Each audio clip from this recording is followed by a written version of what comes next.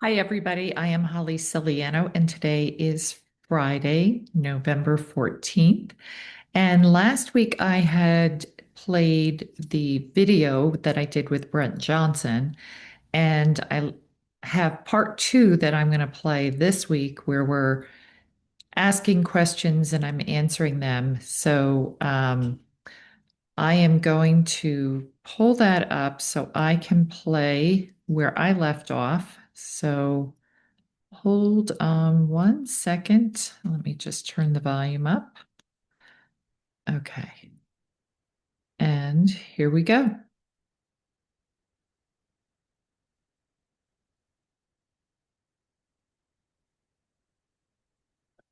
Things that has been spoken of has been that banks are no longer going to be banks. They're going to become financial service centers, and they will no longer be doing the things that banks have done to undermine people's property, to undermine people's money. All the funny business, the derivatives and the hedge funds and all the stuff that banks are used to doing.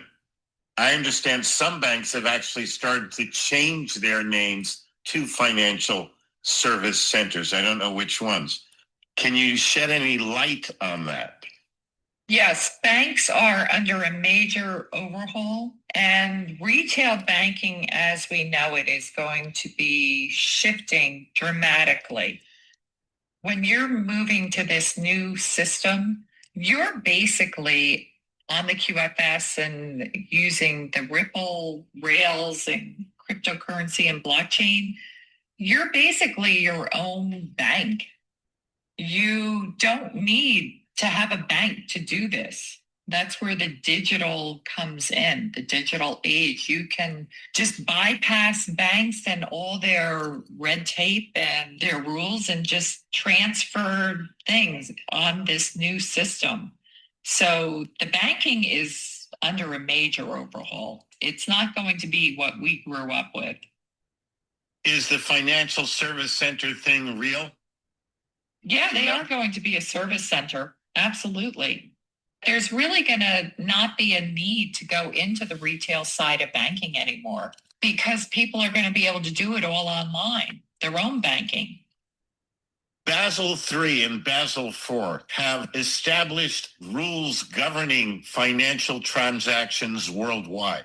Basel III is the protocol that has major changes from the way it has been. And Correct. If banks are not compliant with Basel III, they are supposedly not going to be able to participate in what's happening with the financial changeover. What is going to happen to banks that are not Basel III compliant? Over time, they will just be either non-existent anymore, they'll close their doors, or they'll be absorbed into other banks.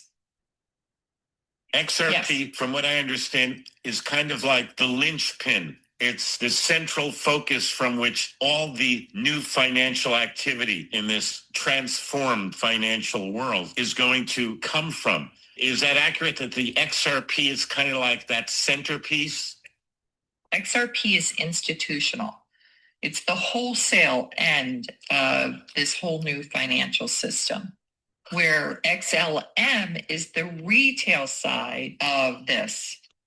Recently, last couple of weeks, XRP has taken a horrible nosedive. I think it dropped down 70% at one point because China and President Trump were having a disagreement, let's say. At one point, it was up near $3. Then it dropped down to, I think, 134 or something. Now it's back up around 260. What does the trade situation between China and the United States have to do with the overall value of XRP? And if XRP is going to be that centerpiece, I would imagine it's a good thing to own XRP. Do you still think it is? Absolutely. This thing between China and the US, it's really just a stronghold of two big countries that are demanding each other, bend to the knee to the other. The XRP, just like with anything in the markets, you can see if there is something going on. The markets take a dip based on that. Same with XRP. XRP was a big reaction to those huge tariffs that were imposed by Trump on China. XRP was the one that took the dip on that. It's going to come back. XRP is going to skyrocket. It has to, because it is the backbone of the new financial system. So you will see that increase in value. Again, it's like people when the dot-com era came out and they've held those stocks that went up tremendously, but you had to be in it for the long haul. Same with Bitcoin. When Bitcoin came out, you could have bought Bitcoin for pennies. Now, if you hold Bitcoin, one Bitcoin was up to $126,000 last week. It's making billionaires of people. People have had to hold on to it for long term, and then you become a billionaire. Same with XRP. Hold on to it. It's going to take dips and go up and down, but eventually it's going to start increasing in value and just keep climbing like Bitcoin has. You have to hold on to it for the long term. My understanding was for a long time that Bitcoin, Ethereum, most cryptos are not going to survive the transition to the quantum financial system, except those cryptos that are specifically asset-backed. Gold, silver, XLM, XRP, iridium, platinum, etc., and maybe Dogecoin. To your knowledge, has that projection changed? Now everybody's talking Bitcoin in a way they haven't. So with Bitcoin, we always heard it was tied to the black markets and child trafficking and drug trafficking, and that's how they were paying each other in Bitcoin. Well, Trump came out and he has cleaned up the Bitcoin. So they have confiscated all the Bitcoin from anybody that was doing nefarious stuff. And that's why he has talked about Bitcoin. It's been kind of integrated in this cryptocurrency that he talks about because it's being used as like collateral in this new financial market. We didn't think it was going to be part of the new financial market, but it looks like it may somehow be integrated in the new financial market. And it really was a test way back when to see how everybody adopted and did using a cryptocurrency. Anybody in the know, they hold the major things that they know will rise and fall, and they hold them all, so they're always having a winning hand. Cryptos, assets, gold, silver, anything like that that rises and falls, they're always having their portfolio diversified with all of these things so that as the markets rise, fall, they always can sell off one, buy another, vice versa. And we have to, as new entrepreneurs moving into this, adopt our way of thinking with diversifying our portfolios. So don't just have one thing and one thing only. Diversify yourself. Hold gold, silver, cryptocurrencies, real estate, things that have value. Is the projection still, though, that most cryptos are not going to function with the QFS? A lot of them will go away. That is correct. But you think Bitcoin won't at this point? At this point, no. I don't see it going away. The midterm elections, let's assume the House, the Senate, everything turned over politically. Would that be able to stop, delay, or otherwise interfere with the global currency reset and the RV? In my opinion, no, because that is something that is not contingent upon midterm elections. It's a global event. So our midterm elections should have no bearing on that whatsoever. It's something outside the box of the election. Nesara, Gesara. Do we have any idea when we might see announcements about those, when we might see implementation before the RV, after the RV? It's been talked about so much. What can you tell us? Again, in my opinion, that will be something that will come out after the RV. It's really the revamping of our government system. And we can see with our shutdown right now, there's more to this shutdown than just Democrats deciding they're going to shut down. There's a lot going on behind the scenes. I think there's stuff when they reemerge, it'll be a different look of government, and that's when things will probably start coming to light on a lot of the things we have heard about. We really haven't seen any of it. It's just all talk and speculation at this point, but it's pretty interesting that the government is still shut down and Trump is redoing the ballroom. People thought it was just a renovation, but they actually have leveled the building, and there's an arch that's going to be put up, and that's getting away from the satanic placement of all these buildings. It's disrupting that energy flow. So Nesara and Gesara is part of the new Republican government. When it fully stands up and in place, then you'll see that. We don't know when that's going to happen. But once one starts, which in my opinion will be the RV first, then EAS disclosure, Nesara, Gesara, that's all going to follow in pretty close order. You know, when we talk about the RV, frequently what people are talking about or thinking about is setting up my appointment and going in. How long do you think the RV is going to take to complete? When you say complete, are you talking individually, or when it starts, how long it will take to complete that whole cycle with getting everybody in? That's what I'm thinking of, getting the appointments made, having people going in to complete that process. They would like it to be done within 30 days, get everybody in and out as quick as possible and get done. Now, regarding bonds and historical assets, that's going to take years because there's so many of those historical assets that they can't get through that for a number of years. The RV, that should be pretty quick. We've been told from time to time that you're going to have 10 days to get in and out. No, I've heard it's 30 days. You can set your appointment and be set up in 30 days. Final question, the one everybody's waiting for. And I know you can't give me anything firm on this, but if I say to you, rates, what are you going to say to me? Don't do rates and don't do dates. Because again, nobody knows the rates, because every single different group out there has contractual rates that they negotiated a long time ago. And it's based on oil credits with Iraq. And they set that up long time ago.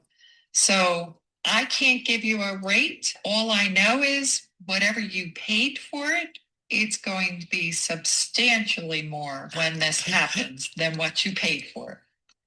Yeah, you're not going to lose money on this for sure. No, not at all. And again, I would encourage everybody listening to this, it's not about the money. The money is a tool. Use the tool well and you'll get good results. Use the tool poorly and you'll get bad results. Money is an energy, ebb and flow. Money also is reflective of who you are as a person. So if you are in a very giving, loving, generous place, then you will just expand upon that with more money than you have. If you're an angry, greedy, hoarding person, well, money is just going to expand upon that and make more of that. So it's always be in the right energy and the right mindset, and it will flow. All right, we've covered a lot here. Is there anything maybe I've missed that you would like to add, or anything of significance that you think people should know about? Really, the most significant thing for everybody at this point is stop listening to everybody that keeps shouting from the rooftops it's happening because nobody, and I mean nobody, will know when this happens until it happens. So anybody that thinks they have the inside scoop and is going to tell you, oh my God, this guy just told me it's happening today. Well, how many times have you heard that? And it does more harm than good for everybody that gets all excited when they hear that. But it's the same people doing it day in and day out, week after week. So please stop listening to that. Just know that you are in something that will happen that very few people know about. And you should consider yourself blessed to be part of it and know about this, no matter how long it takes, because this is not a get rich quick scheme, though when it does happen, it'll be like instant overnight. You will become very wealthy. This has been really a transition of yourself from thinking of the old way of how you used to think and looked at the world and looked at money to having money and say, what can I do to make the world a better place before I leave? It's also to say for yourself, how can I be a better person each and every day? And maybe when you have money, be able to do acts of kindness to somebody. If you see somebody struggling with nothing, wouldn't it be wonderful to just be able to go buy that person food, a good meal, clothing, if you see them without clothing? You look in your little community and you walk past people all the time struggling, to be able to have the means to just do random acts of kindness on a daily basis. I know for me, that's what I can't wait to do, because I do see people always struggling and I'm not in a financial position to be able to do anything. But the other thing I also want to caution everybody, because everybody that I have spoken to has such a giving heart, is take care of yourself and your family first and foremost before you start giving it all away. Because so many people want to help people, but they don't set themselves up first and foremost, and they will just give it all away. You hear the stories of people that have won the lottery, and they are in worse shape because they gave it all away, or they just went out and bought everything like crazy and got themselves in more debt and in worse shape, because that is a lack mentality. When you have to fill yourself up with things because you felt like you never had. If you come from a place of abundance, there's more than enough, and you don't need to fill yourself up with things. Brilliant and perfect. I want to thank you. My guest has been Holly Celiano. If you check out my Telegram room every Friday, or most Fridays, Holly will post a video update on matters that relate to all of this. Holly, I'm so grateful. I know you have been through a tremendous amount of stuff right now. Blessings and prayers go out to you. Thank you so much for taking the time to give out this information. Thank you so much, Holly Celiano, and God bless you. Thank you. Good night, everybody.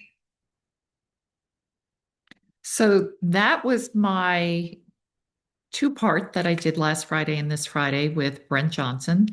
And just remember, this is not about the destination. It's not about this event happening, though it will be wonderful. This has been about the journey. Have you transformed yourself as a person from the inside out on this journey and evolved to this new way of thinking, to this wealth abundant consciousness? Have you embodied it where you're not focusing just on the money? You have transformed yourself. That's what this wait period has been all about. Transforming yourself, transforming who you are as a person, the way you think, the way you feel, the way you act.